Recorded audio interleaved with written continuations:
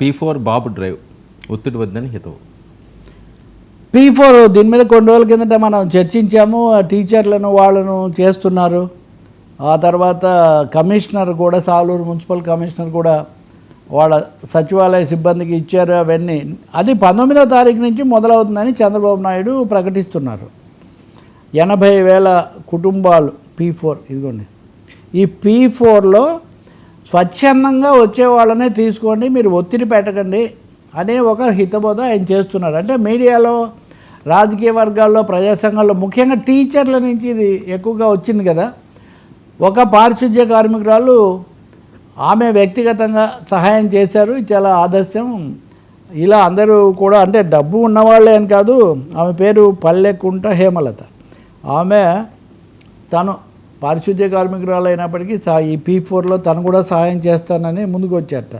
మొత్తం మీద వీళ్ళందరూ కలిసి ఒక 1,00,000 మంది మార్గదర్శులను గుర్తించారట. 9,37,000 బంగారు కుటుంబాలు. బంగారు కుటుంబాలు అంటే బీద కుటుంబాలు, నిజానికి పేరు బంగారు అని తప్ప, వీళ్లకు వాళ్ళు సాయం చేస్తారు అని. దాన ధర్మాలు, సంక్షేమాలు ఎప్పుడు ఉన్నాయి. మరి దీన్ని ప్రభుత్వ పరంగా కలెక్టర్ల దగ్గర నుంచి సిబ్బంది వరకు చేసి ఇవన్నీ చేస్తాం అంటున్నారు.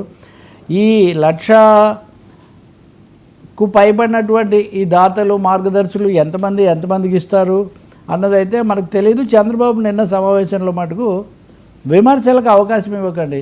గతంలో నేను జన్మభూమి శ్రమదానం లాంటివి చేసినప్పుడు కూడా ఇలాగే విమర్శలు వస్తుంటాయి, మనం వీటిని ఖాతరు చేయకూడదు, కానీ ఎవరిని ఒత్తిడి పెట్టకండి అని. కానీ అది కుదరదు. అది ఎందుకంటే వర్మకి పని అప్పగించి వర్మను రేపు సాయంత్రానికి కానివ్వాలంటే మీరు తప్పకుండా ఏదో ఒక విధంగా మీ కింద వాళ్ళకు, మీ టీంకు మీరు ఒత్తిడి పెట్టడం స్టార్ట్ చేస్తారు.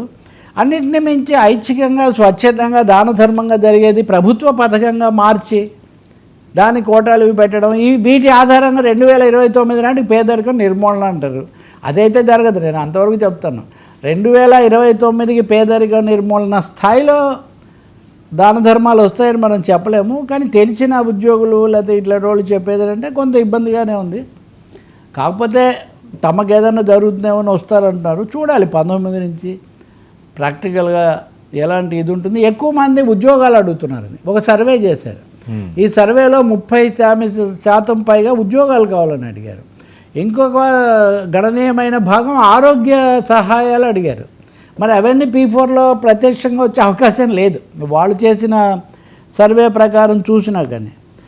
కాబట్టి 21% మంది 31% మంది ఉద్యోగాలు, 22% మంది వైద్య సదుపాయం, ఇంకొక 9 లేదా 10% మంది చిన్న చిన్న వ్యాపారాలు చేసుకుంటాం, మాకు సహాయం చేయండి అని. ఇది పెద్ద భాగం.